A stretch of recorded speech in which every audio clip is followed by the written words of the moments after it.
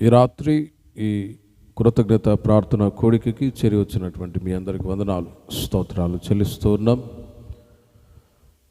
చక్కటి ప్రశాంతమైనటువంటి వాతావరణంలో ఈ విధంగా ఈ రాత్రి పాటలు పాడి ప్రభు యొక్క నామాన్ని కనపరచడానికి, దేవుని యొక్క ప్రసన్నతను అనుభవించడానికి దేవుడిచ్చిన ఈ మంచి అవకాశాన్ని బట్టి దేవునికి మహిమ కలుగునుగాక. ఈ కృతజ్ఞత కూడిక ఏర్పాటు చేయడం యొక్క ఉద్దేశం, మన దావీదు గారు వారి యొక్క పెళ్లి రోజు ఈరోజు. ఈ మెసేజ్ అయిన తర్వాత చివరిగా వాళ్ళు సాక్ష్యం కూడా చెప్తారు. గత 45 సంవత్సరాలు వివాహమైన ఆ రోజు నుండి ఈ రోజు వరకు దావీదు గారిని, తన భార్యని, వారి సంతతిని ప్రభు ఎంతగానో ఆశీర్వదించారు. ఈ కోడిక ద్వారా అధికమైన మేళ్ళు, ఆశీర్వాదాల చేత నా దేవుడు తృప్తిపరచి ఆశీర్వదించునుగాక. కృతజ్ఞత కోడిక అన్నప్పుడు దేవుడు చేసినటువంటి మేళ్లను మనం తలంచుకొని కృతజ్ఞత కలిగి ఈ విధంగా ప్రభునామాన్ని కీర్తించి గణపరిచి వాక్యము ద్వారా మన ఆత్మీయ జీవితాలను కట్టుకొని ప్రభువులో నడిపించబడుతూ ఉన్నప్పుడు మన జీవితాల్లో అధికమైనటువంటి మేళ్ళు, ఆశీర్వాదాలు ప్రభు అనుగ్రహిస్తారు. కనుకనే ప్రతి సందర్భంలో మన జీవితాల్లో ఏ మేళ్ళు చేసినా కూడా కృతజ్ఞత కలిగి ఇలా కోడికలు ఏర్పాటు చేసుకొని ప్రభు యొక్క నామాన్ని స్తుతిస్తూ ఉంటాం. ఈ రాత్రి బైబిల్ గ్రంథంలో సమూయేలు 2వ గ్రంథం 7వ అధ్యాయం 29వ వాక్యాన్ని మనం చదువుకుందాం. సమూయేలు 2వ గ్రంథం 7వ అధ్యాయము 9వ వాక్యాన్ని నేను చదువుతాను, మీరు ఆలకించండి. దావీదు దేవుని సన్నిధిలో ఇలా ప్రార్థన చేస్తూ ఉన్నాడు. దయచేసి నీ దాసుడనైన నా కుటుంబము నిత్యము నీ సన్నిధిని ఉండునట్లుగా దానిని ఆశీర్వదించుము. యెహోవా నా ప్రభువా, నీవు సెలవిచ్చి ఉన్నావు, నీ ఆశీర్వాదము నుండి నా కుటుంబము నిత్యము ఆశీర్వదింపబడునుగాక. నీ ఆశీర్వాదము నుండి నా కుటుంబము నిత్యము ఆశీర్వదింపబడునుగాక అని దేవుని సన్నిధిలో దావీదు ఇలా ఆశీర్వాదం కొరకై తాను ప్రార్థిస్తూ ఉన్నారు.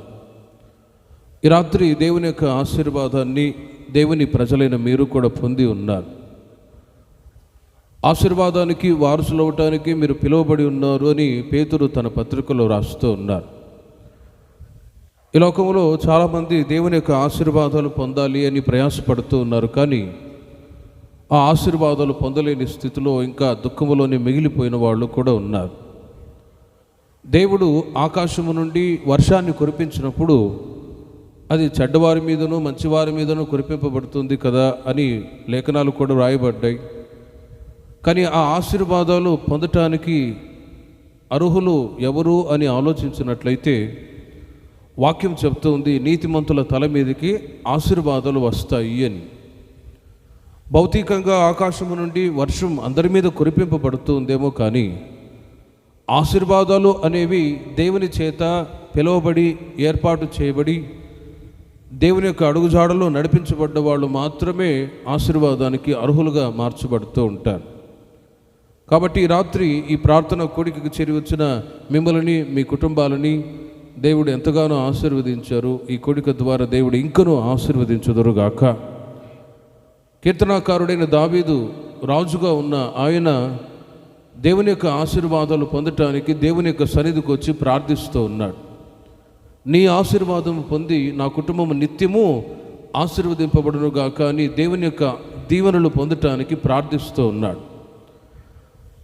చేసేటువంటి ప్రతి ప్రార్థన దేవుడు ఆలకించి, మనవులు ఆలకించి ఆశీర్వదించే దేవుడు ఆయన. ప్రతివారు ప్రభు దగ్గరికి వచ్చి అనేక మనవులు చేసి ప్రార్థిస్తూ ఉంటారు. ఇంటి కొరకు కానీ, పిల్లల వివాహ విషయంలో కానీ, పిల్లలు కలగాలని, ఇలా భౌతికమైనటువంటి అవసరతలు, అక్కర్లు ఎన్నో మనిషికి ఉన్నప్పుడు, ముఖ్యంగా దేవుని ప్రజలైన మీరు ప్రార్థించిన ప్రతిసారి ప్రభు ప్రార్థన ఆలకించి ప్రతి దీవెన పరలోకము నుండి జ్యోతిర్మయుడుగు తండ్రి యొద్ద నుండి ఆ దీవెనలు అనుభవిస్తూ ఉన్నారు. మనం ఆరాధించుచున్న దేవుడు ఎవరు అంటే, ఒకసారి దీవించి ఇంతవరకే మీరు దీవించబడుతూ ఉన్నారు, ఇక చాలు అనే దేవుడు కాదు. బైబిల్లో మనం ఆలోచించినట్లయితే దేవుని యొక్క ఆశీర్వాదానికి దెర్ ఈజ్ నో లిమిట్. కొలతలేని ఆశీర్వాదాలు దేవుడు మీకు మీ పిల్లలకు అనుగ్రహించుదురుగాక. ఒక సంవత్సరం మాత్రమే నేను మిమ్మల్ని ఆశీర్వదించి తర్వాత నేను నిన్ను ఆశీర్వదించను అని చెప్పే దేవుడు కాదు.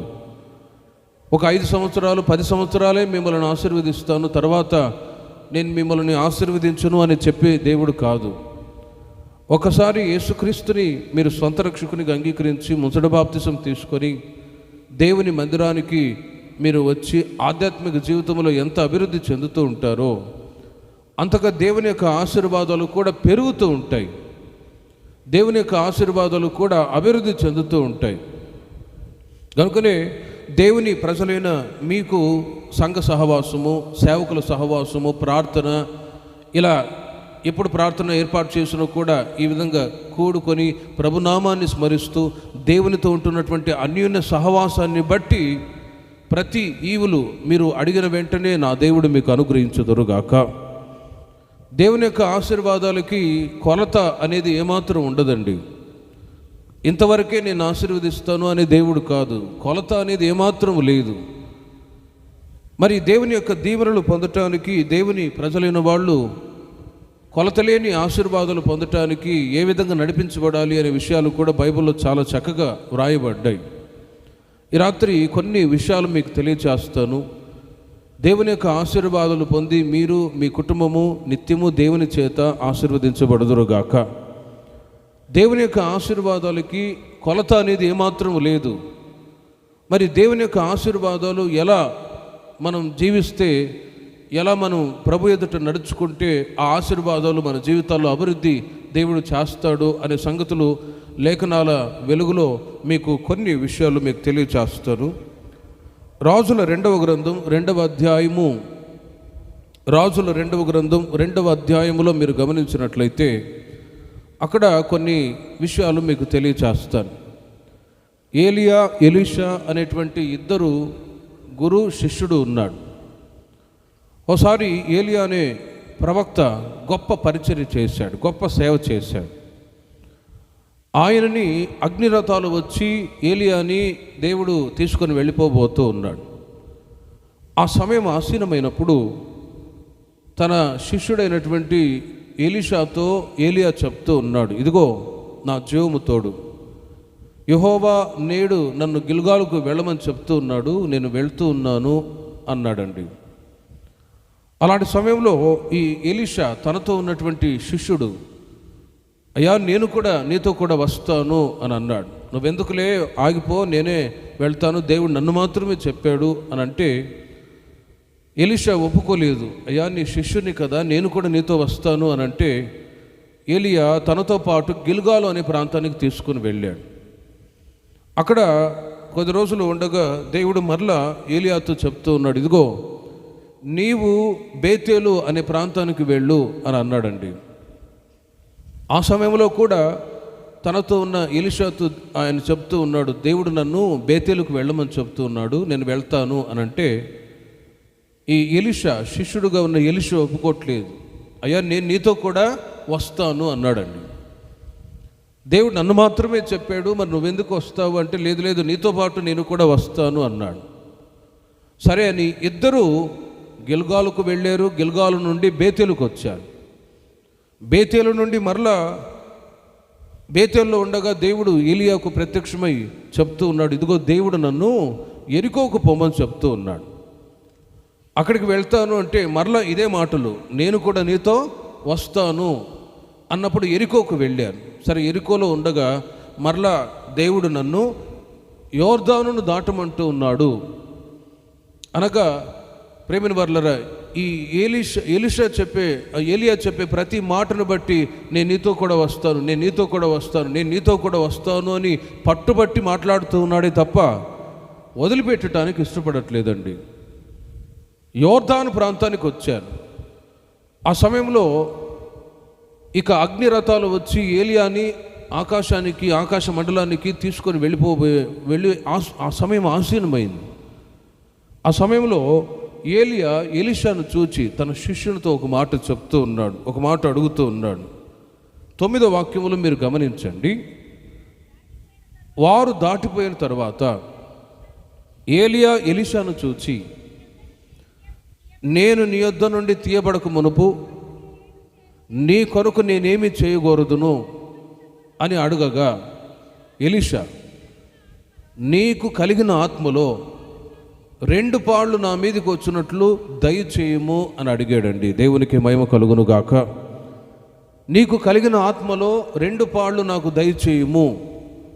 గమనించండి, ఎలీషా అడిగినటువంటి ఒక మనవి ఏంటంటే, ఇంతకాలం నీతో పాటు సంచరించి నీకు పరిచర్య చేస్తూ వచ్చాను కదా, నేను కూడా దేవుని యొక్క సేవలో కొనసాగుతూ ఉన్న వ్యక్తినే కదా, నీవు దేవుని చేత అభిషేకించబడి ఉన్నతమైన పరిచర్య చేసావు కదా, నేను కూడా నిన్ను వెంబడిస్తూ వచ్చాను. ఇప్పుడు నీవు ఆరోహణమై వెళ్ళిపోతున్న సమయంలో నీకు కలిగిన ఆత్మలో 2 పాళ్ళు ఆశీర్వాదాన్ని దయచేయమని అడిగాడండి. అప్పుడు ఏలియా అంటాడు, ఇదిగో నేను ఆరోహణమై వెళ్తున్న సమయంలో నీవు చూసినట్లయితే ఆ ఆశీర్వాదాలు పొందుకుంటావు అనగానే ఆ అగ్నిరథం వచ్చి ఏలియాను తీసుకొని వెళ్ళిపోబోతూ ఉంటే ఎలీషా అలా చూస్తూ ఉన్నాడు. ఎలీషా ఆయన దగ్గర ఉన్నటువంటి ఆ దుప్పటి క్రింద పడింది.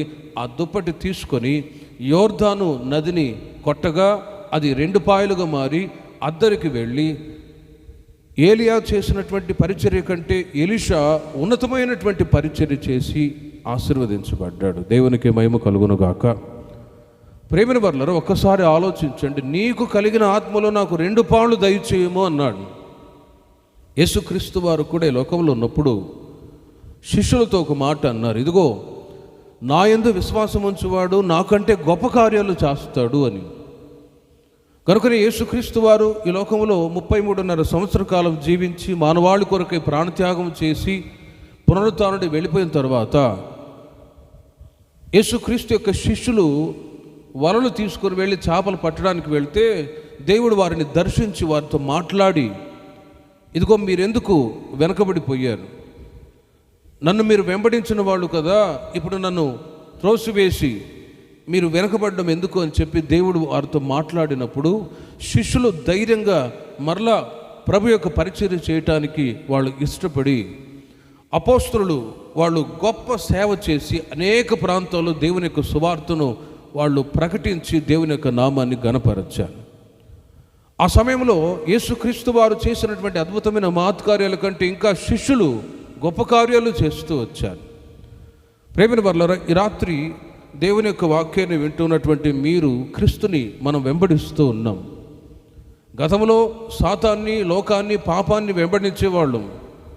By the grace of God, దేవుడు తన కృపచేత రక్షించి క్రీస్తును వెంబడించువాళ్ళుగా చేసి ఉండగా వాక్యం చెబుతుంది, అడుగు వాటి కంటేనూ ఊహించు వాటి కంటేనూ అత్యధికమైన కార్యాలు నా దేవుడు మీ పట్ల చేయుదురుగాక. హల్లెలూయా. ఎలీషా అడుగుచూ ఉన్నాడు తన గురువుతో, ఏమని, నీ ఆత్మలో నాకు 2 పాళ్ళు దయచేయుము. రాత్రి ఈ ప్రార్థన కోడికకు చేరి వచ్చిన మనము కూడా, మీరు కూడా అడగాలి, ప్రభువా 2 అంతల దీవెన నాకు దయచేయండి అని. మనం ఆరాధించుచున్న దేవుడు ఆయన అడుగు వాటి కంటే ఊహించిన దానికంటే, ఎఫెసీయులకు రాసిన పత్రిక 3వ అధ్యాయం 20వ వాక్యాన్ని తర్వాత చదువుకోనండి. అడుగు వాటి కంటే ఊహించు వాటి కంటే అత్యధికమైన కార్యాలు చేసేవాడు. మీరు ఒక్క విషయం కొరకు ప్రార్థన చేస్తే అడిగిన దానికంటే గొప్ప కార్యాన్ని చేస్తాడు. ప్రేమిన వర్లరా, దేవుని యొక్క ఆశీర్వాదానికి కొలత అనేది లేదండి.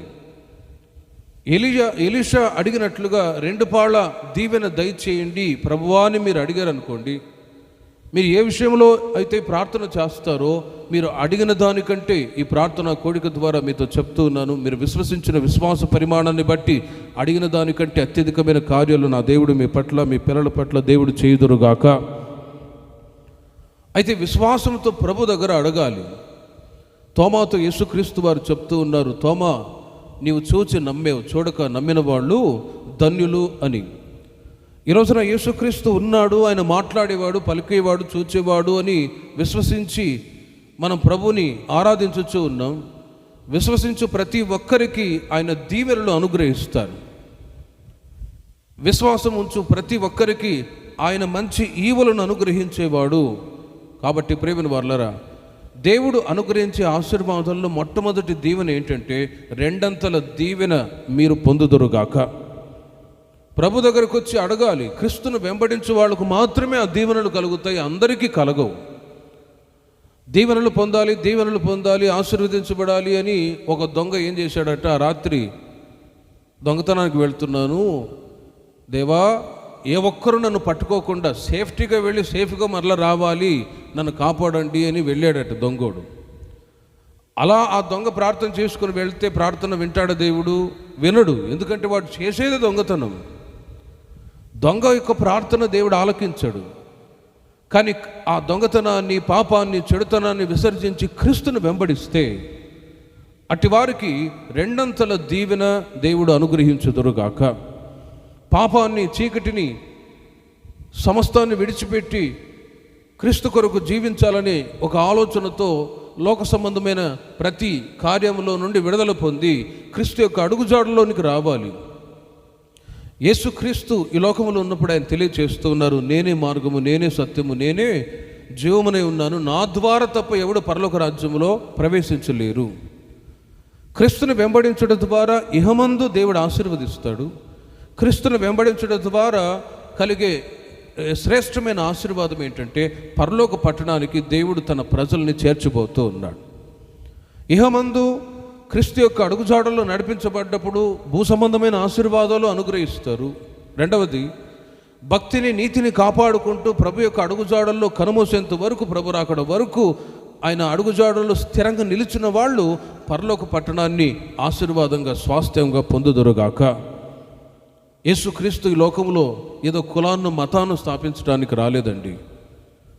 మానవ జీవితానికి మార్గాన్ని చూపించడానికి వచ్చారు. కాబట్టి క్రీస్తు యొక్క మార్గంలో మనం నడవాలి, చెడుతనాన్ని విడిచిపెట్టాలి. మంచి మార్గంలో నడిపించబడుతూ ఉన్నప్పుడు కోరుకున్న కార్యాలు యావత్తు సఫలపరచబడతాయి.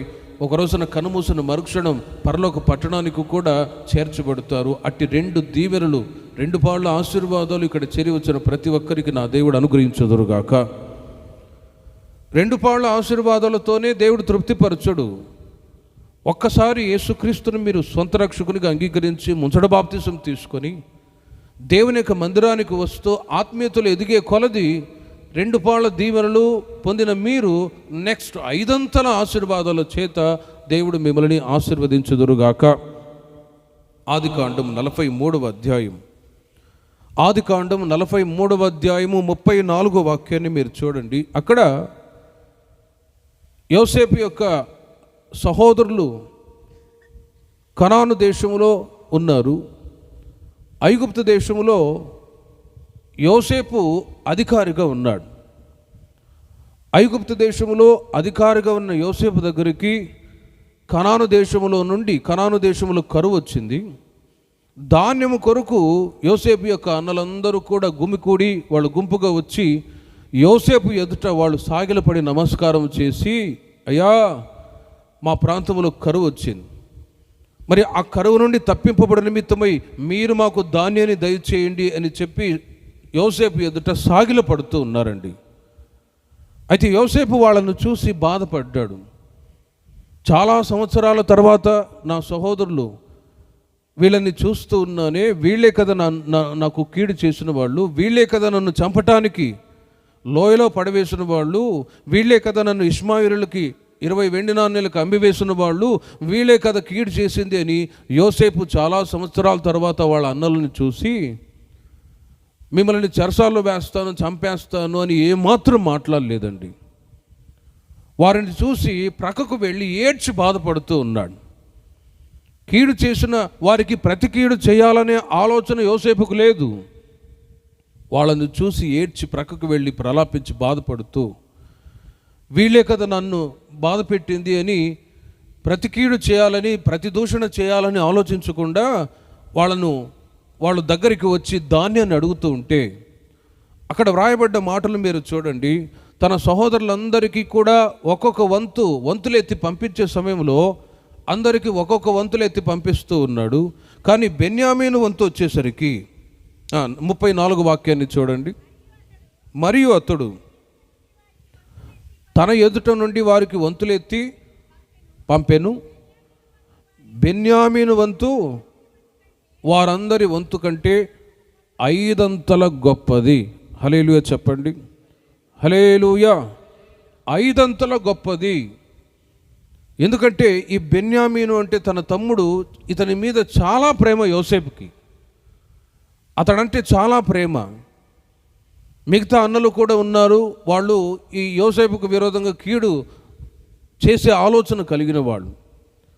బెన్యామీను అంటే అతనికి చాలా ప్రేమ. కాబట్టి వాళ్ళ సహోదరులందరూ వచ్చినప్పుడు ఒక్కొక్క వంతే ధాన్యాన్ని ఇచ్చి పంపిస్తున్న సమయంలో బెన్యామీను వంతు వచ్చేసరికి 5 ధాన్యాన్ని ఇచ్చి వంతులెత్తి పంపించేశాడు. ప్రేమైన వర్లరా, ఎఫెసీయులకు రాసిన పత్రిక 4వ అధ్యాయము 13వ వాక్యములో ఈ 5 అనే మాటకు అర్థం ఏంటంటే, యేసుక్రీస్తుని వెంబడించి దేవుని యొక్క మార్గంలో నడిపించబడుతూ ఉన్నవాళ్ళు ఓ సత్తువగల సంఘములో చేర్చబడతారు. ఓ సత్తువగల సంఘములో అపోస్తుల యొక్క సహవాసంలో చేర్చబడతారు.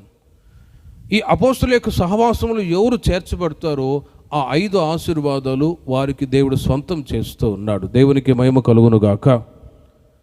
పరిచర్య ధర్మం జరగటానికి కొందరిని ఉపదేశకులుగాను, కాపరులుగాను, ప్రవక్తలుగాను నియమించను అని 5 రకములైనటువంటి పరిచర్యల గురించి అక్కడ వ్రాయబడి ఉన్నది. మన దావీదు గారు చాలా సంవత్సరాల నుండి మన మందిరానికి, హోసన్న మందిరానికి వస్తారు. అక్కడ ఉంటున్నటువంటి నడిపింపు, సంఘ క్రమాలు, పరిచర్య ధర్మము అన్నీ కూడా చక్కగా తెలుసు. సంఘంలో ఉంటున్న పరిచర్య ధర్మం ఏంటంటే, ఒక 2 సంవత్సరాలు ఒక సేవకులు పరిచర్య చేసి మరలా ట్రాన్స్ఫర్ ఇంకో ప్రాంతానికి వెళ్తారు. మరలా ఇంకొక సేవకులు వస్తారు, వాళ్ళు 2-3 సంవత్సరాలు ఉంటారు, అక్కడ పరిచర్య చేసి ఇంకొక స్థలానికి వెళ్ళి ఇంకో చోట పరిచర్య చేస్తారు. ఇలా ఒక్కొక్కరు వాళ్ళ పరిచర్య ధర్మాన్ని నెరవేర్చి వెళ్ళిపోతారు. ఎందుకంటే సంఘం సంపూర్ణతలోనికి రావాలని. సంఘం పరిపూర్ణతలోనికి రావాలి అంటే ఈ 5 రకములైనటువంటి ఉద్యోగస్తులు సంఘములో పని చేయాలి. లేకపోతే సంఘానికి వచ్చినటువంటి దేవుని ప్రజలు సంపూర్ణులుగా మార్చబడలేరు, లేకపోతే ఆత్మీయతలో ఎదగలేరు. ఆ 5 ఆశీర్వాదాన్ని ఇదిగో హోసన్న మందిరానికి వస్తున్న మన విశ్వాసులకి దేవుడు సొంతం చేశాడు. దేవునికి మహిమ కలుగును గాక. ఎంతోమంది సేవ చేసి పరిచర్యలు కొనసాగుతూ ఉన్నప్పుడు ఒక్క సేవకుడు చెప్పిన ఆ నడిపింపును బట్టి, ఆ వాక్యాలను బట్టి కొద్దిగా ఆత్మీయతలో బలపరచబడతారు. ఇంకొక సేవకుడు వచ్చి అక్కడ వాక్యాలు చెప్పి వాళ్ళని వాక్యం ద్వారా బలపరచబడ్డప్పుడు ఆ సేవకుల యొక్క నడిపింపును బట్టి ఇంకొక ఆత్మీయ అనుభవాలు నేర్చుకొని, ఇలా ఎన్నో సంవత్సరాలుగా ఎంతోమంది సేవకులు ఒక 2-3 సంవత్సరాలు పరిచర్య చేసుకొని వెళ్తూ ఉండగా సంఘ విశ్వాసుల్లో జరిగే ఒక క్రియ ఏంటంటే, ఆత్మీయ అభివృద్ధిని దేవుడు కలగజేస్తూ ఉన్నాడు. దేవునికి మహిమ కలుగును గాక. ఆత్మీయ అభివృద్ధి కలుగుతూ ఉన్నది. మీకు ఇంకా అర్థం అవ్వాలి అంటే, ఆ మధ్య ఒక సహోదరుడు 12-13 సంవత్సరాలు హాస్టల్లోనే ఉండి చదువుకున్నాడట. వాడు వచ్చాడు ఒకసారి, అన్నయ్య నా కొరకు ప్రార్థన చేయన్నయ్యా అన్నాడు. వాడు చూస్తే బక్కగా సన్నగా బక్క చిక్కిపోయి పాండవ రోగం వచ్చింది. ఏ రోగం అంటే అది పాండవ రోగం అంట. ఆ రోగం వచ్చి బలహీనత లేదు. ఏంట్రా ఇట్టున్నావు, సరిగా తింటున్నావా లేదా అని అంటే, అన్నయ్య 12 సంవత్సరాల నుండి నేను హాస్టల్లో అక్కడే చదువుకుంటూ వచ్చాను. హాస్టల్లో ఏం పెడతారండి, 3 పూటలు సాంబార్ అన్నం. అవి తిని శరీరానికి బలం లేకుండా పోయిందన్న, ఏం చేసేది అని అంటాడు. ఎందుకు ఈ మాట చెప్పానంటే, సంఘ సహవాసంలో వాళ్ళు ఒకే అనుభవంలో నడిపించబడుతూ ఉన్నప్పుడు ఆత్మీయ ఎదుగుదల అనేది రాదండి. ఆ మధ్య ఒక చోటికి నన్ను పిలిచారు, వాక్యం చెప్పాలి పాస్టర్ గారు, మీరు మీటింగ్కి రండి అని అంటే వెళ్ళాను. చాలామంది పాస్టర్లు వచ్చారు. ఆ సమయంలో అక్కడ స్థానిక పాస్టరు వాక్యం చెప్తున్నాడు. వెనక కూర్చున్న వాళ్ళు కొంతమంది సంఘ పెద్దలు అంట, ఆ సంఘంలో సంఘ పెద్దలు. వాళ్ళు వింటూ ఉన్నారు, చూస్తున్నారు. యో కూర్చో, హోసన్న పాస్టర్ చెప్పనేవో అని అన్నారండి. నాకు బాధ వేసింది పాపం. ఆయన వాళ్ళ పాస్టర్ని పట్టుకొని ఆ మాట అంటూ ఉన్నారు. ఎందుకంటే వాళ్ళు అంటారు, నీ సోది ఇన్నదేలే, కూర్చో, హోసన్న పాఠం చెప్పనివ్వు అని అంటాడు. చూడండి, ఓ ఆత్మీయ అభివృద్ధి అనేది లేని పరిస్థితుల్లో ఓ చులకన భావం, అక్కడ ఉంటున్నటువంటి ఆ కాపరికి ఘనత లేకుండా, మర్యాద లేకుండా నడిపించబడుతున్న అనుభవాలు ఈ రోజుల్లో చాలా ఉన్నాయి. నేనేదో విమర్శించట్లేదు, కానీ సంఘాల్లో ఆత్మీయ అనుభవాలు కంటే ఈ భౌతికమైన కార్యాలకి ఎక్కువ ప్రిఫరెన్స్, ఎక్కువ ప్రాముఖ్యతను ఇస్తున్నారు. కాబట్టి సంఘాల్లో దేవుని ప్రజలైన వాళ్ళు ఆత్మీయతలో అభివృద్ధి పొందలేక ఎన్ని సంవత్సరాలు మందిరానికి వెళ్ళినా కూడా, చర్చికి వెళ్ళినా కూడా ఆత్మీయ ఎదుగుదల లేకుండా ఎక్కడేసిన గొంగళి అక్కడే అన్నట్లుగానే ఉంటూ ఉన్నారు. కానీ ప్రేమిన వర్లరా, మానవుడు ఆరోగ్యకరంగా ఉండటానికి అనేక రకములైనటువంటి ఆహారాలు తినాలి. చేదు తినాలి, తీపి వస్త్రాలు, తీపి కూడా తినాలి, స్వీట్ కూడా అవసరం, హాట్ కూడా అవసరం. నేను స్వీటే తింటాను అన్నారు అనుకోండి, షుగర్ ఎక్కిద్ది, 400-500 ఎక్కిద్ది. లేదు నేను హాటే తింటాను అనుకుంటే అది కూడా అనారోగ్యం. మనిషికి అన్ని రకాల ఆహారాలు అవసరమే. అలాగే ఎక్కడ ప్రార్థన కోడికలు ఏర్పాటు చేసినా కూడా ఆ ప్రార్థనలు మీరు పాలు పొంది, ముఖ్యముగా అపోస్తుల యొక్క సహవాసంలో నడిపించబడుతూ ఉన్న సేవకుల యొక్క ఉపదేశానుసారంగా ఎంతమంది దేవుని ప్రజలు ఆత్మీయంగా బలపడాలని వాక్యానుసారంగా జీవిస్తారో వారు 5 పాళ్ళ ఆశీర్వాదాలు పొందటానికి అర్హులుగా మార్చబడదురుగాక. హల్లెలూయా. ఒక్కొక్క 2-3 సంవత్సరాలు ఒక్కొక్క సేవకులు పరిచయం చేసుకుని వెళ్ళి దేవుని యొక్క వాక్యాలు బోధించే కొలది ఆత్మీయ ఎదుగుదల, పరిపూర్ణత, సంపూర్ణత అనేది కలుగుతూ ఉందండి. హెబ్రీయులకు రాసిన పత్రిక 7వ అధ్యాయం 25వ వాక్యములో హెబ్రీ సంఘానికి పౌలు గారు తెలియచేస్తారు, మారు మనసును గురించిన బోధ, బాప్తిస్మాన్ని గురించిన బోధ, ఇవి మూలోపదేశాలు మాని సంపూర్ణల మగుటకు మనము సాగిపోదుము అని అంటారు. పుట్టుక నుండి క్రైస్తవులుగా ఉన్నవాళ్ళు ఉన్నారు, కానీ ఆత్మీయ జీవితంలో జీరో, ఆత్మీయ అనుభవంలో ఎదుగుదల లేని పరిస్థితుల్లోనే ఉంటూ ఉన్నారు. కానీ ప్రేమిన వర్లరా, సంవత్సరాలు గడిచే కొలది, రోజులు గడిచే కొలది, ఒక శిశువు ఏ విధంగా చిన్న వయసు నుండి ఎదుగుతూ ఉంటుందో సంవత్సరాలు గడిచే కొలది, అలాగే క్రైస్తవులైన విశ్వాసులు, దేవుని ప్రజలు సంవత్సరాలు గడిచే కొలది ఆధ్యాత్మిక జీవితంలో మీరు, మీ పిల్లలు దేవుని మందిరావరణంలో పచ్చని ఒలివ మొక్కల వలె మీరు వర్ధిల్లుదురుగాక. నీతిమంతులు ఉన్నారు, వారు ఖర్జూర వృక్షము వలె మూవవేయుదురు అని రాయబడి ఉంది. కాబట్టి ప్రేమిన వర్లరా, 2 ఆశీర్వాదాల చేత దేవుడు తన ప్రజల్ని ఆశీర్వదిస్తూ ఉన్నాడు. రెండవదిగా ఈ 5 ఆశీర్వాదాన్ని అపోస్తుల యొక్క సహవాసములో అంటుకట్టబడి దేవుని వాక్యము చేత తమ జీవితాన్ని కట్టుకుంటూ ఉన్న వాళ్ళు, ఆ విధంగా నడిపించబడుతూ ఉన్న వాళ్ళు ఈ 5 పాళ్ళ ఆశీర్వాదానికి అర్హులుగా మార్చబడుతూ ఉన్నారు. బైబిల్లో ఇంకొక మాట మీకు తెలియచేస్తాను. దానియేలు గ్రంథం 1వ అధ్యాయం 20వ వాక్యాన్ని మీరు చూడండి. దానియేలు గ్రంథం 1వ అధ్యాయం 20వ వాక్యములో మీరు గమనించినట్లయితే, రాజు వీరి యొద్ద విచారణ చేయగా జ్ఞాన వివేక సంబంధమైన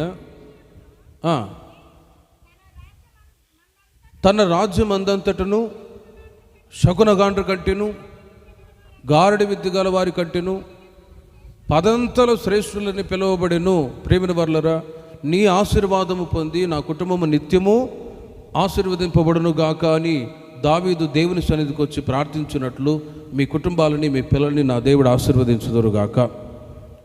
దేవుని యొక్క ఆశీర్వాదాలకి కొలత అనేది లేదు. 2 దీవెనలతో తృప్తిపరుస్తారు. నెక్స్ట్, మీరు ఆత్మీయంగా అభివృద్ధి పొంది అపోస్తుల యొక్క సహవాసంలో నడిపించబడుతూ ఉన్నప్పుడు 5 ఆశీర్వాదాలు పొందుతారు. ఆ 5 ఆశీర్వాదాలతోనే తృప్తిపరచరు. నెక్స్ట్ ఇక్కడ రాయబడి ఉన్నది 10 దీవెన దేవుడు మీకు అనుగ్రహించుదురుగాక. బబులోను దేశానికి నెబుకద్నెజరు అనే ఒక రాజు యెరూషలేమును ముట్టడి వేసి ఆ పట్టణాన్ని, దేవాలయాన్ని, అక్కడ ఉంటున్న కొంతమందిని చెరగొని తీసుకుని వెళ్ళి బబులోను దేశంలో బానిసలుగా చేశాడు. బబులోను దేశంలో బానిసలుగా తీసుకుని రాబడిన వాళ్ళల్లో ఈ షద్రక్, మేషక్, అబేద్నెగో, దానియేలు కూడా ఉన్నారు. వీరందరూ ఆ రాజు చెప్పే ప్రతి మాట వింటూ, ఆ రాజు ఒక మాట చెప్తూ ఉన్నారు, వీరు సౌందర్యవంతులకు మార్చబడాలి, జ్ఞానవంతులకు మార్చబడాలి, వీళ్ళకి కొన్ని పనులను నేను నియమించబోతూ ఉన్నాను, వీరు నా దగ్గర నా రాజు నగరంలో ఉండి వీళ్ళు గొప్పవాళ్ళుగా ఎంచబడి నాకు సహకారంగా ఉండేటట్లుగా ఈ నలుగురిని తీసుకొని వెళ్ళి నేను భుజించే ఆహార పదార్థములు వీళ్ళకు కూడా ఇచ్చి ఓ 10 రోజులు వీళ్ళు ఒక నెలపాటు నేను భుజించే ఆహార పదార్థములను కూడా భుజించి వీళ్ళు సౌందర్యవంతులుగా జ్ఞానవంతులుగా మారాలి అని ఆజ్ఞాపించాడు తనతో ఉన్న సైనికులకి. వాళ్ళు అంటారు, షద్రక్ మిషక్ అబేద్నెగో దానియేలు, రాజు భుజించే భోజనము చేత మమ్మల్ని మేము అపవిత్రపరచుకోము. రాజు భుజించే భోజనాలు ఎలా ఉంటాయి? ఇక అవి అన్ని రకాల భోజనాలు, మాంసాహారం ఉంటుంది, ఇంకా త్రాగుడు, అన్ని రకాల భోజనాలు, వాటి చేత మమ్మల్ని అపవిత్రపరచుకోము. ఇదిగో 10 రోజులు శాకాహారాన్ని ఇచ్చి మాకు చూడండి, 10 రోజుల తర్వాత మీరు చూడండి అన్నప్పుడు రాజు భుజించే భోజనాన్ని వాళ్ళు త్రోసిపుచ్చి 10 రోజులు వారు శాకాహారాన్ని తిని వాళ్ళ ముఖాలు చూడగా బైబిల్లో రాయబడి ఉన్నది, వాళ్ళ ముఖాలు ప్రకాశిస్తూ ఉన్నాయి. దేవునికి మహిమ కలుగును గాక. గారడి చేసేవాళ్ళ కంటే, శకునగాండ్ర కంటే వీళ్ళు షద్రక్ మెషక్ అబేద్నెగో దానియేలు వీళ్ళు పదంతల శ్రేష్ఠులని పిలువబడిరి. ఆ పదంతల ఆశీర్వాదాన్ని, శ్రేష్ఠతను పొందటానికి వాళ్ళు చేసిన ముఖ్యమైన పని ఏంటంటే తమను తాము అపవిత్రపరచుకోవట్లేదు. తమ జీవితాలని, తమ వ్యక్తిగత జీవితాలని భోజన పదార్థముల చేత అపవిత్రపరచుకోవట్లేదు. ప్రియమైన వర్లరా, దేవుడు తన ప్రజల్ని ఊరకే ఆశీర్వదించాడు. ఆశీర్వాదానికి కొన్ని జీవించవలసిన ఆత్మీయ అనుభవాలు కూడా ఉన్నాయి. అదేంటంటే యేసుక్రీస్తు వారు చెప్తూ ఉన్నాడు, నేను పరిశుద్ధుడైన ప్రకారం మీరును పరిశుద్ధులై ఉండుడి అని. యేసుక్రీస్తు జన్మలో పాపము లేనివాడు, జీవించిన జీవితంలో పాపము లేనివాడు, కల్వారి శిలువలో ప్రాణం పెట్టేంత వరకు ఈ లోకంలో జీవించిన ప్రతి కోణంలో ఆయన ఏ పాపము లేనివాడుగా జీవిస్తూ వచ్చాడు. గనుక ఆయన వలె పరిశుద్ధంగా జీవించాలని కోరుకున్న వాళ్ళు ఈ పదంతుల ఆశీర్వాదాన్ని అనుభవించుదురుగాక.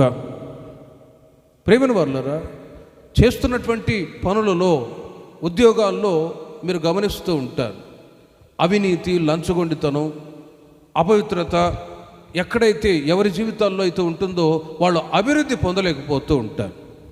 ఆ మధ్య ఒక పెద్ద ఆఫీసర్, ఆమెకు చాలా లక్షల్లో జీతం వస్తూ ఉంది, కానీ అవినీతితో ఎన్నో లక్షలు కూడబెట్టుకొని బెడ్రూమ్లో దాచేసింది.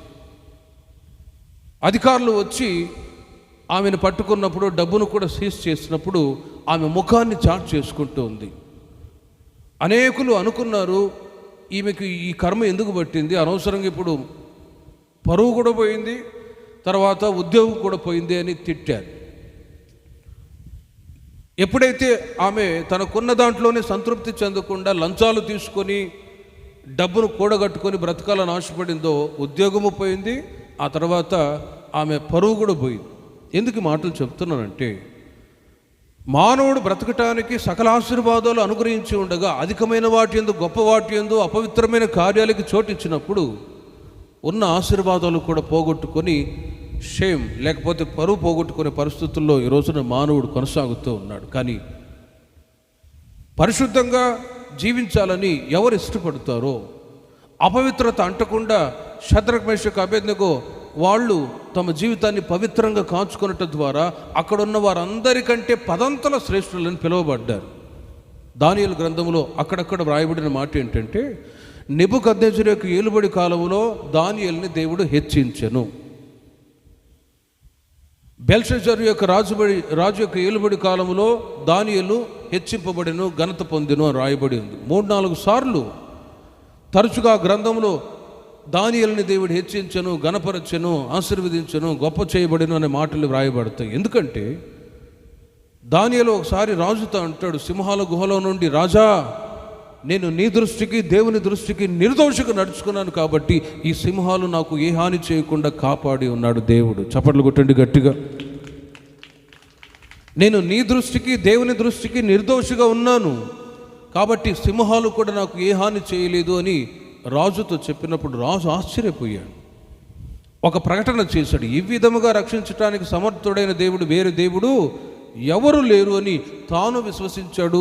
ప్రజలందరికీ కూడా ప్రకటన చేశాడు. దానియేలు తన జీవితంలో ఉంటున్న నిర్దోషత్వాన్ని బట్టి 10 ఆశీర్వాదాలు పొందాడు. ఈ రాత్రి దేవుడు నన్ను ఆశీర్వదించాలని కోరుకుంటున్నారు, మంచిదే. కానీ ఆశీర్వదించడానికి కొన్ని రూల్స్, రెగ్యులేషన్స్ ఉన్నాయి. అవేంటో తెలుసునా? నువ్వు పరిశుద్ధంగా జీవించాలి. ఎలాగైనా బ్రతకండి, నేను నిన్ను ఆశీర్వదిస్తాను అనే దేవుడు కానే కాదు. కొన్ని క్రమాలు జీవితంలో, కొన్ని రెస్ట్రిక్షన్స్లో కొనసాగుతూ ఉన్నప్పుడు ఖచ్చితంగా ఆశీర్వాదానికి వారసులు అవుతారు. ఆ 10 దీవెనలు పరిశుద్ధంగా జీవించినప్పుడు దేవుడు అనుగ్రహిస్తారు. సరే, అంతటితోనే దేవుడు ఆశీర్వదిస్తాడు అంటే మునుపు మీతో చెప్పినట్లుగా దేవుని యొక్క ఆశీర్వాదానికి దెర్ ఇస్ నో లిమిట్. కొలత లేని దీవెనలు నా దేవుడు మీకు అనుగ్రహించుదురుగాక. ఆదికాండం 26వ అధ్యాయము 12వ వాక్యాన్ని మీరు తర్వాత చదువుకోనండి. ఆనాడు ఇస్సాకు గెరారు అనే దేశానికి వెళ్ళాడు.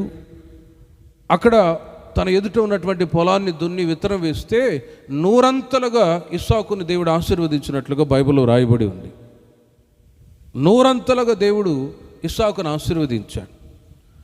అయితే ఆ ప్రాంతంలో చుట్టుప్రక్కల ఉన్న ఫిలిష్తీయులు ఏం చేశారంటే, ఈ ప్రాంతానికి ఈ మధ్య మొన్న వచ్చాడు, ఇతడు ఆశీర్వాదకరంగా ఉన్నాడు అని ఈ ఫిలిష్తీయులు ఇస్సాకుకు విరోధంగా అసూయతో ఏం చేశారంటే, వాళ్ళ నాన్న అబ్రహాము త్రవ్వించిన బావులన్నింటిలో కూడా మన్ను రాళ్ళు వేసి పూర్తి చేశారు.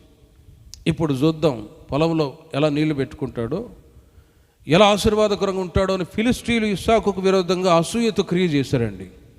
ఇస్సాకు వెళ్ళి పొలానికి నీళ్లు పెడదామని బావి దగ్గరికి వెళ్తే బావిలో ఏమున్నాయి? మన్ను రాళ్లతో పూడ్చివేయబడింది. అప్పుడు ఇస్సాకు 2 చేతులు ఎత్తి, ప్రభువా, ఎవరైతే ఈ కీడు చేశారో వారిని నీవు ఆశీర్వదించుదువుగాక అన్నాడండి. అంతే. ఆ సంవత్సరం ప్రక్కన బావిని త్రవ్వితే జలలు గల నీటి ఊట ఉబికింది. ఆ నీళ్లతో ఆ సంవత్సరం పంట సమృద్ధిగా పండించుకున్నాడు. సరే, వాళ్ళు ఫిలిష్తీయులు అంతవరకైనా మౌనంగా ఉంటున్నారంటే మౌనంగా ఉండట్లేదు. ఏం చేశారంటే, ఆ సంవత్సరం కూడా క్రొత్తగా త్రవ్విన బావిలో మరలా మన్ను రాళ్ళు వేసి పూర్తి చేశారు. ఇస్సాకు వెళ్ళి మరలా 2వ సంవత్సరం పొలానికి నీళ్లు పెడదామని వెళితే బావి మొత్తం పూడిపోయింది. వెంటనే 2 చేతులు ఎత్తి ప్రార్థన చేస్తున్నాడు, ప్రభువా, ఎవరైతే ఈ కీడు చేశారో వారిని నీవు ఆశీర్వదించుదువుగాక. మనమంటామా? కానీ ఇస్సాకు అలా అన్నాడు, ప్రభు, ఎవరైతే ఈ కీడు చేశారో వారిని నీవు ఆశీర్వదించు. ప్రార్థించినా కూడా ఆయనకి వ్యతిరేకతలు ఎక్కువ అవుతూ వచ్చాయి. వాళ్ళందరూ అంటారు, ఇదిగో మేము త్రవ్విన బావి, ఇస్సాకు త్రవ్వుకున్న బావి అయితే మేము త్రవ్విన బావి మాది అని చెప్పి గొడవ ఆడుతూ ఉన్నారు. కానీ ఇస్సాకు మౌనంగా ఉన్నాడండి. మౌనంగా ఉండి వారి నిమిత్తం, శత్రువులైన వాళ్ళ నిమిత్తం ప్రార్థిస్తూ మౌనంగా ఉన్నాడా.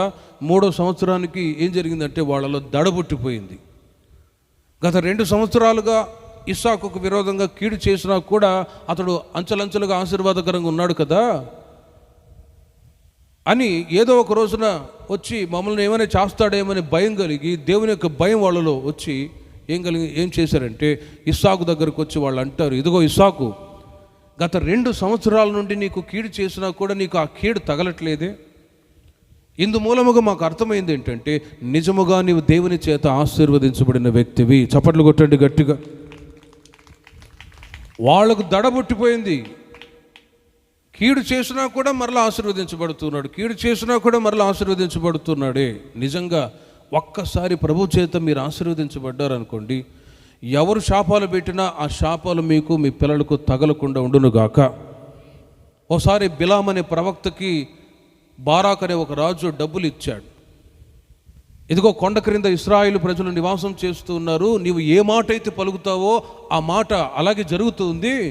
ఇదిగో బిలాము, ఈ డబ్బు తీసుకొని కొండ మీదకి వెళ్ళి ఇశ్రాయేలు ప్రజలు గుడారాల్లో నివాసం చేస్తూ ఉన్నారు, వారిని శపించు అన్నాడు.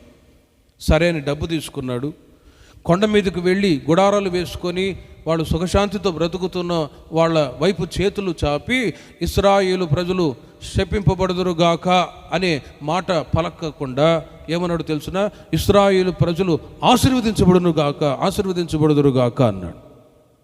అప్పుడు బారాకు అనే రాజుకి కోపం వచ్చేసింది. అయ్యా, నీకు డబ్బులు ఇచ్చింది ఎందుకు? వాళ్ళని శపించమని కదా.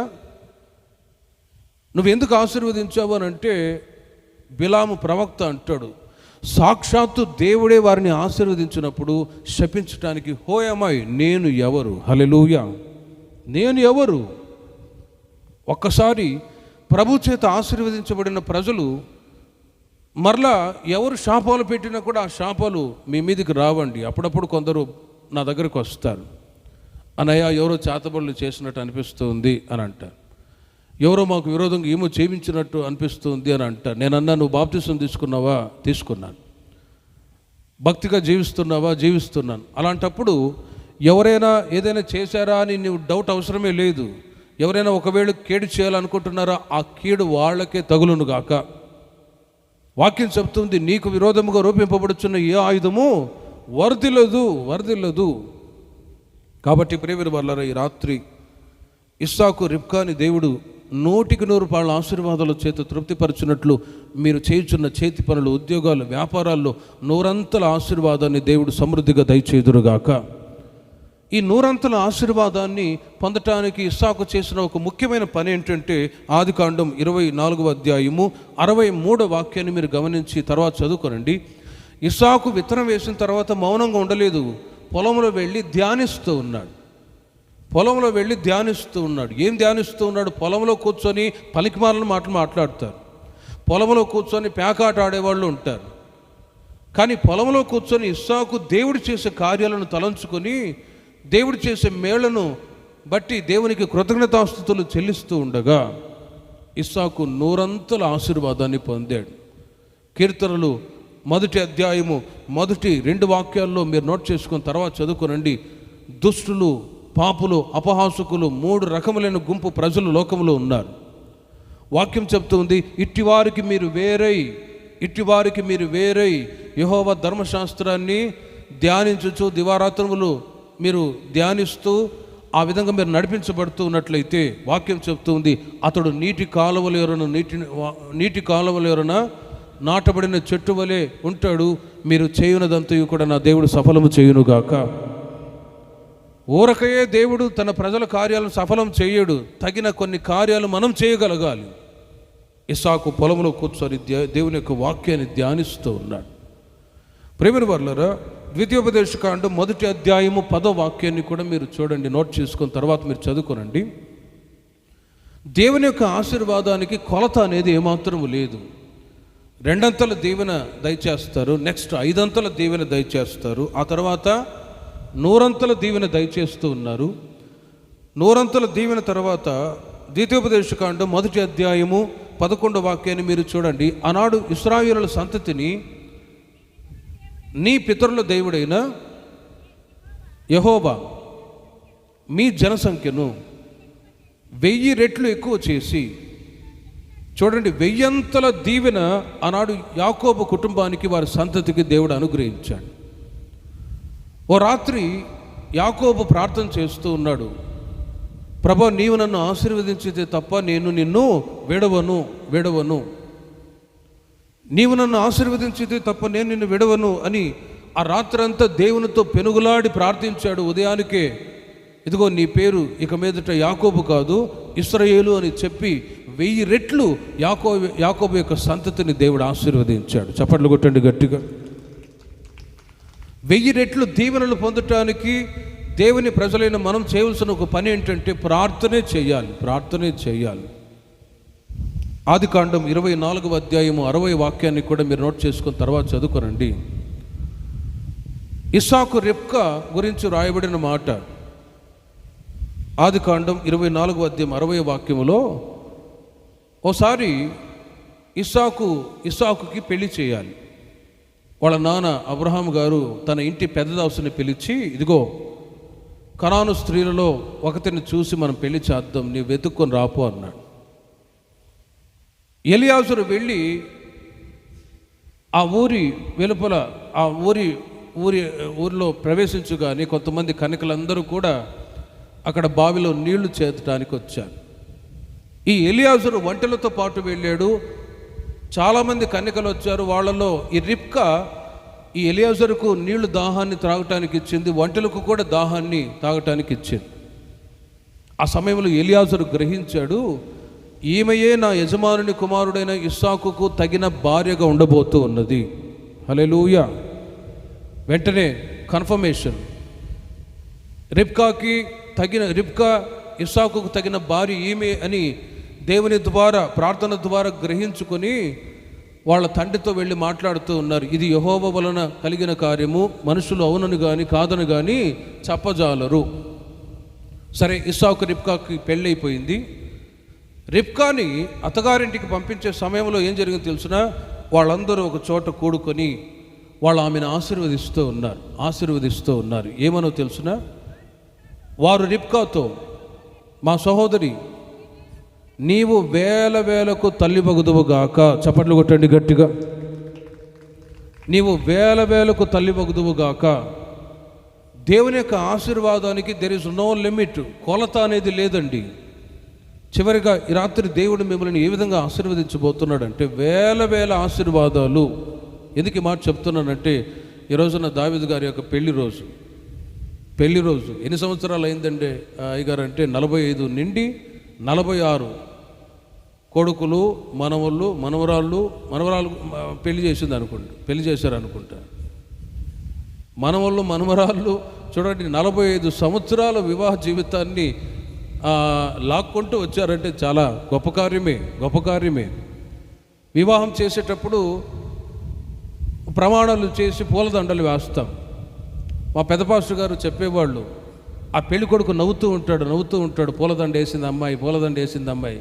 పాస్టర్ గారు అంటారు, రే ఇది పూలదండ కాదు, గుదిబండ అనగానే ముఖమంతా వాడిపోయింది వాడికి.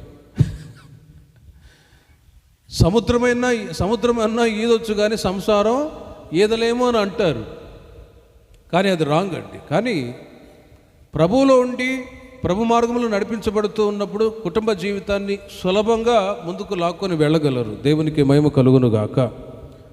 ప్రస్తుత దినాల్లో మీరు గమనించినట్లయితే కుటుంబ వ్యవస్థ నడిపించుకోలేని పరిస్థితుల్లో పెళ్ళైన ఒక 2-3 సంవత్సరాలకే వెంటనే విడాకులు లేకపోతే ఇంకా అసమాధానాలు ఎదురవుతూ ఉంటాయి.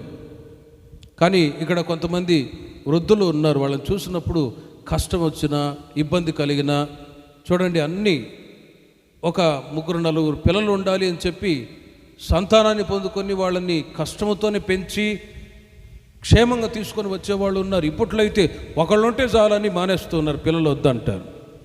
కానీ ప్రేమిన వర్లరే, శుభవేళ దావీదు గారిని, తన భార్యని, వారికి ఇచ్చిన సంతానాన్ని వేల దీవెనల చేత దేవుడు తృప్తిపరిచి ఆశీర్వదించుదురుగాక. ప్రార్థన చేసుకుందాం.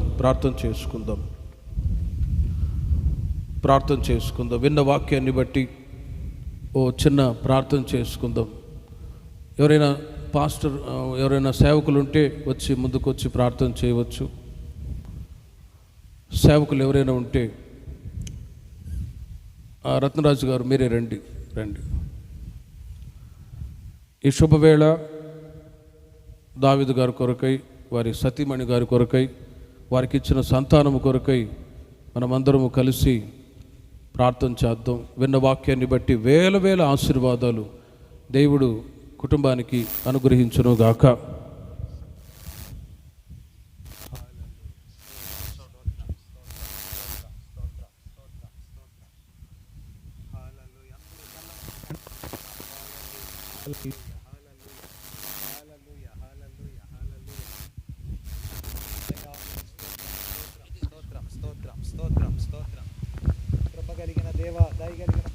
వందనాలు నాయన. అందరూ తల వంచి ప్రార్థనలు ఏకీభవిద్దాం. Praise the Lord. హల్లెలూయా. ఈ రాత్రి దేవుడు సేవకుని యొక్క ముఖాంతరం నుండి మనతో మాట్లాడారు. ఈ రాత్రి ఆశీర్వాదానికి వారసులవుటకు మనం పిలువబడ్డాం. ఈ రాత్రి దేవుని బిడ్డలారా ప్రార్థన చేసుకుందాం.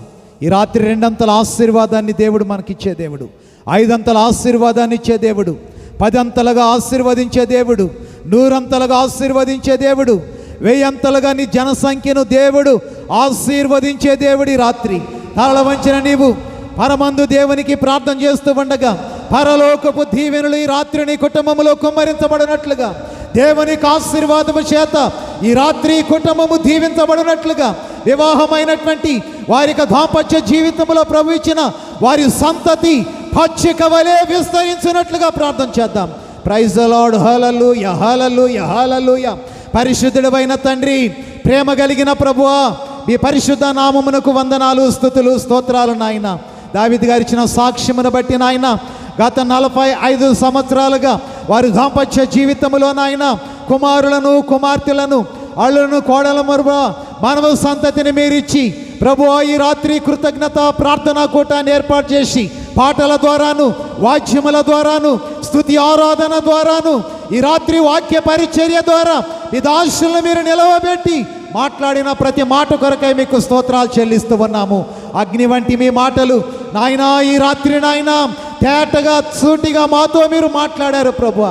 మీరు ఇచ్చినటువంటి రాత్రి మీ వాక్య లేఖన భాగాల్లో ప్రభువా, ఈ రాత్రి నాయనా ఎలీషాకి ఇచ్చిన 2 ఆశీర్వాదాన్ని ఈ రాత్రి ఒక్కొక్కరికి మీరు దయచేయండి నాయన.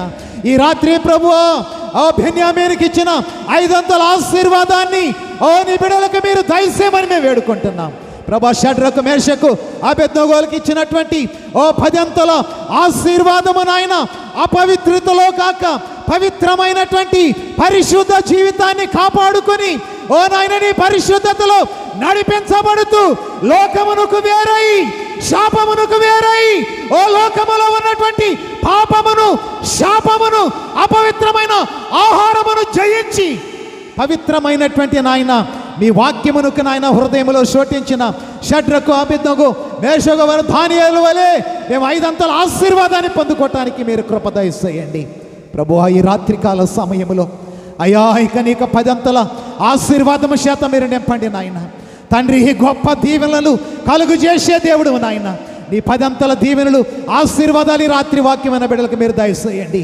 ఇస్సాకు నాయన ఆ సంవత్సరం విత్తనం వేసి పొలములో, సంఘములో కూర్చుని నాయన ప్రార్థించి నీ వాక్యాన్ని ధ్యానించి 100 ఆశీర్వాదాన్ని ఇస్సాకు, రిబ్కా పొందుకున్నట్లుగా నాయన మా జీవితాలలో, వాక్యమైన బిడ్డల జీవితాలలో 100 ఆశీర్వాదాన్ని మీరు కలుగు చేయండి నాయన. ఈ రాత్రి ద్వితీయోపదేశ కాండములు మీరు సెలవిచ్చారు 1000 ఆశీర్వాదము నీక సంతతికి, నీక సంఘ సరిహద్దులను విశాలపరుస్తానని, నీక కడుపును పుట్టిన నీ బిడలను, జనసంఖ్యను నేను ఆశీర్వదిస్తానన్నావు ప్రభు. ఆ 100 ఆశీర్వాదము చేత ఈ రాత్రి నాయన ఒక్కొక్కరిని ఏ స్థలము నుండి మీరు తీసుకొచ్చారో వారందరిని నాయన మీరు దీవించి ఈ రాత్రి ప్రతి కుటుంబాన్ని ఆశీర్వదించి వారి పాడిని, పంటను, వారి గర్భఫలమును మీరు దీవించండి, భూఫలమును మీరు దీవించండి. వాక్యమైన యవనస్తుల జీవితాలలో గొప్ప దీవెన కలుగునుగాక. వారు రాస్తున్న పరీక్షలలో 100 ఆశీర్వాదము కలుగునుగాక నేను ఆజ్ఞాపిస్తున్నాను ప్రభువా.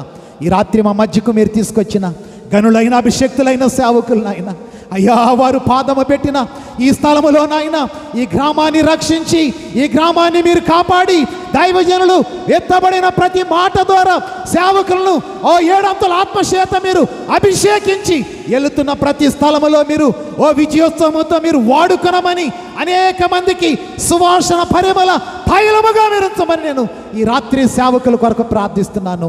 వారితో వచ్చిన టీముని మీరు దీవించండి, మా ఓసన మినిస్ట్రీని దీవించండి, నాయకులు మీరు దీవించండి, సంఘ విశ్వాసులు మీరు దీవించండి. ఈ రాత్రి మీరు ఇచ్చిన వాతావరణం కొరకు మీకు వందనాలు చెల్లిస్తున్నాం. జరగవలసిన ప్రతి కార్యములో మీరుండి మీ ఘననామానికి మహిమ తెచ్చుకున్నామని, ఈ కూడికి ఏర్పాటు చేసిన కుటుంబాన్ని ముఖ్యంగా మీరు దీవించి ఆశీర్వదించి పిలువబడిన సంఘమును, బిడలను, యవనస్తులను, వృద్ధులను ఆరోగ్యముతో, క్షేమముతో మీరు నింపమని, రాబోయే నూతనమైన నెల కొరకు మేము ప్రార్థనాపూర్వకంగా సిద్ధపడే కృప దయచేయమని యేసు పరిశుద్ధ నామములో ప్రార్థించి అడిగి వేడుకొనుస్తున్నాము తండ్రి. ఆమేన్, ఆమేన్. అదేవిధంగా దావీదు గారు వారి కుమారులు ఈ యొక్క గృహాన్ని కట్టుకున్నారు. రండి దావీదు గారు, రండి, కుటుంబస్తులు రండి, ప్రార్థన చేసి ఇంటిని ప్రభుకి మనం ప్రతిష్ఠించబోతూ ఉన్నాం. గతంలో ఈ స్థలాన్ని తీసుకోవటానికి, ఇక్కడ ఈ చిన్న ఇల్లు నిర్మించుకోవటానికి దేవుడు సహాయము దయచేశారు. అందరూ తలలు వంచి చిన్న ప్రార్థన చేసి గృహాన్ని ప్రభుకి ప్రతిష్ఠించుదాం. దేవుడిచ్చిన ఈ గృహాన్ని బట్టి దేవునికి స్తోత్రాలు చెప్దాం. స్తోత్రం, స్తోత్రం, స్తోత్రం, స్తోత్రం, స్తోత్రం, స్తోత్రం. సర్వకృపానిధిగు దేవా, మీ అతి శ్రేష్టమైన ఘనమైన నామాన్ని బట్టి స్తోత్రాలు చెల్లిస్తూ ఉన్నాం. దావీదు గారిని, కుటుంబస్తులని ప్రేమించి మీరు ఈ చక్కటి గృహాన్ని కట్టుకోవటానికి మీరు కృప చూపినందుకే స్తోత్రాలు. యెహోవా ఇల్లు కట్టని ఎడల కట్టువారి ప్రయాస వ్యర్థమని మీ లేఖనం సెలవిచ్చినట్లుగా నివాసయోగ్యమైన గృహము లేని స్థితిలో ప్రభు మీరు జ్ఞాపకం చేసుకొని ప్రార్థన ఆలకించి మీరు ఇచ్చిన ఈ గృహాన్ని బట్టి మీకు స్తోత్రాలు చెల్లిస్తూ ఉన్నాం. లోకస్తులైతే పూజలు పునస్కారాలు చేస్తారు, కానీ మేమైతే మీ నామం పేరిట ఈ గృహాన్ని ప్రతిష్ఠిస్తూ ఉండగా సకల దోషాలన్నీ కూడా యేసు నామములో తొలగిపోనుగాక. యేసు రక్తమే చేయం, కల్వారి శిలువ రక్తమే చేయం, అపవాదికి అనంత నాశనము కలగాలి, మీ నామానికి జయం కలుగునుగాక. ప్రభువా, మీరు మాకంటే మీరు ముందుగా వెళ్ళి ఈ గృహాన్ని మీరు ఆశీర్వదించమని ప్రార్థిస్తున్నాను తండ్రి. నాయన, లోకస్తులైతే పూజలు పునస్కారాలు చేస్తారు, మేము మీ నామం పేరిట ఈ గృహాన్ని ప్రతిష్ఠిస్తూ ఉండగా దీవించండి, ఆశీర్వదించండి. కుటుంబస్తులందరూ ఈ గృహంలో సుఖశాంతితో నివాసం చేయనట్లు మీరు కృపచూపమని ప్రార్థిస్తూ ఉన్నాను. నీతిమంతుల ఇల్లు గొప్ప ధననిధిని సెలవిచ్చినట్లు ఇహపర సంబంధమైన ధననిధుల చేత ఈ ఇంటిని మీరు తృప్తిపరచుదురుగాక. నాయన, సేవకులుగా సంఘముగా మేమందరం కలిసి ప్రార్థిస్తూ ఉన్నాం. గృహాన్ని ఆశీర్వదించండి. ఈ గృహంలో నివాసం చేస్తున్న కుటుంబస్తులను కూడా దీవించి ఏ తెగులో నీ గుడారం సమీపించకుండా నేను నిన్ను కాపాడుతానని మీరు సెలవిచ్చారు. వాగ్దానాలన్నీ నెరవేర్చి సుఖశాంతితో మీరు నడిపించమని మీరు ఇచ్చిన ఈ చక్కటి గృహాన్ని బట్టి మీకు స్తోత్రాలు చెల్లిస్తూ యేసు క్రీస్తు నామములో ప్రార్థించి వేడుకొనుచున్నాం తండ్రి. ఆమేన్.